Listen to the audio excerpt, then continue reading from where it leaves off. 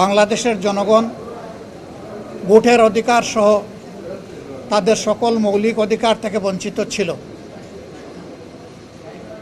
14 সালের ভোটটি ছিল একেবারেই ভোটারবিহীন। 18 সালের ভোটটি ছিল মিডনাইট ইলেকশন। ভোটের আগের রাতেই সব শেষ করে ফেলা হয়েছিল। আর 24 সালের ইলেকশন ছিল আমি এবং ডামি। এই 24 সালের নির্বাচনের পর আমাদের ছাত্র তরুণ যুব সমাজের ন্যায্য একটা দাবি, সেই দাবি নিয়ে তারা যখন মাঠে এসেছিল তখন অতীতের ফেসিবাদী কায়দায় তাদের সেই দাবিকে দমিয়ে দেওয়ার চেষ্টা করা হয়েছিল। তাতে যুব সমাজ রুখে দাঁড়িয়েছিল এবং তাদের উপরে নির্মমভাবে হত্যাযজ্ঞ চালিয়ে দেওয়া হয়েছিল। সারা দেশবাসী নারী পুরুষ সবাই তখন তাদের পাশে এসে দাঁড়ালো।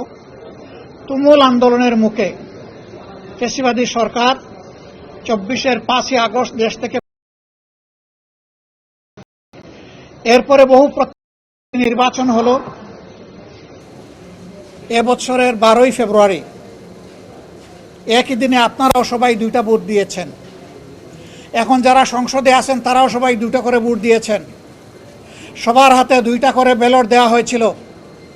কোথাও থেকে একটা রিপোর্ট আসে নাই যে ব্যালট যখন 2টা হাতে দেওয়া হয়েছে তখন বলেছে না আমি একটা নেব আর একটা নেব না। এখন যারা সরকারি দলে আছেন তারাও নিয়েছেন।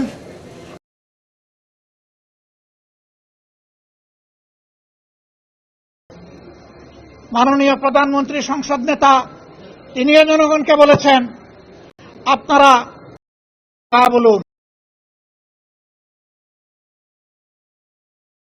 ওয়াদা দিয়েছেন জনগণকে, গণভোটে বিজয়ী হলে আমরা জনগণের রায় বাস্তবায়ন করব।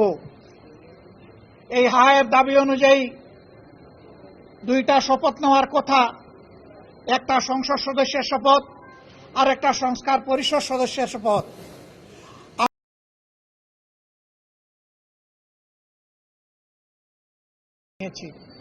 কিন্তু সরকারি দল তারা এই শপথ একটা নিয়েছেন আর একটা নেন নাই। তারা শুধু সংসদ সদস্য হিসাবে শপথ নিয়েছেন। সেই বিষয়গুলো আগেই আমরা আপনাদের সামনে পরিষ্কার করেছি।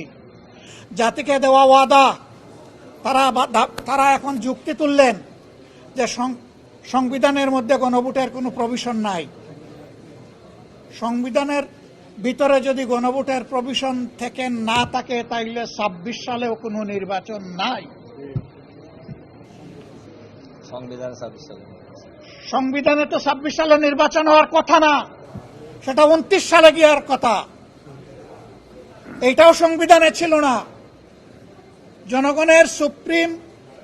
জনগণের উইল হচ্ছে সুপ্রিম ল। জনগণ চেয়েছে, এই জন্য ফ্যাসিস্ট সরকারকে জনগণ বিদায় দিয়েছে।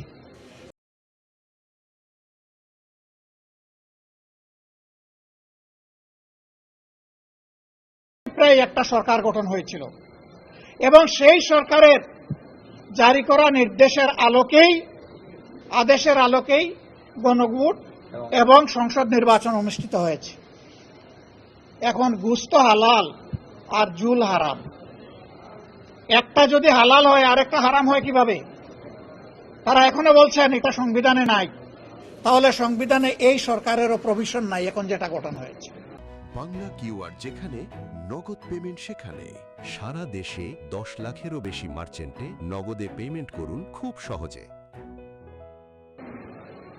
সংবিধান অনুযায়ী এখন কোনো সরকারি দল নাই, পালায়ে গেছে। সংবিধান অনুযায়ী এখন কোনো বিরোধী দল নাই, সেটাও পালায়ে গেছে। আপনি সংসদ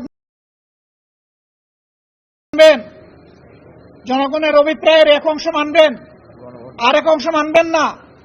গণভোটকে অস্বীকার করবেন, বলবেন 51% মানুষ আমাদেরকে ভোট দিয়েছে। 63.6% মানুষ যে গণভোটে বলেছে। 51% বড় না ওইটা বড়? এই 51% তো বাস্তবায়ন হয়েছে। আমাদের অনেক রিজার্ভেশন থাকা সত্ত্বেও আমরা মেনে নিয়েছি। শান্তি শৃঙ্খলার স্বার্থে, গণতান্ত্রিক ধারা ফিরে আসুক সেই স্বার্থে। তাহলে বেশিরভাগ জনগণের অভিপ্রায়কে আমরা অস্বীকার করব কিভাবে? আমরা জনগণের সাথে বিশ্বাসঘাতকতা করতে চাই না।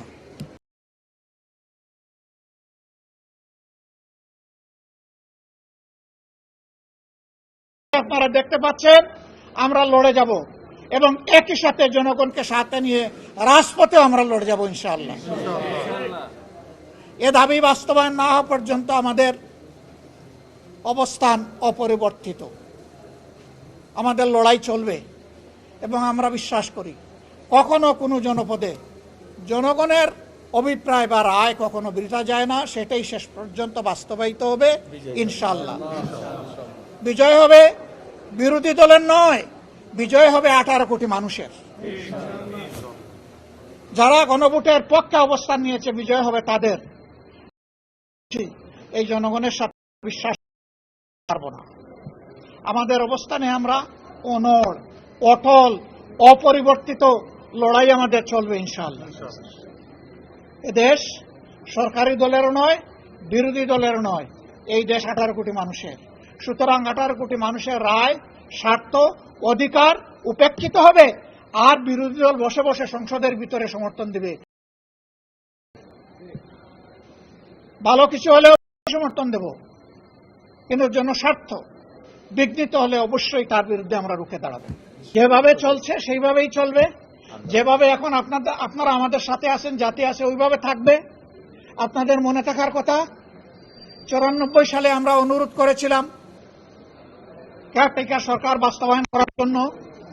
তখনকার সরকার এটা আমলে নেয় নাই। আমরা আন্দোলন করেছি, সংসদের ভিতরে করেছি, বাইরে করেছি। শেষ পর্যন্ত ওই সরকার আরেকটা পার্লামেন্ট গঠন করে একটা মাত্র বিল পাশ করে বিদায় নিয়েছিল।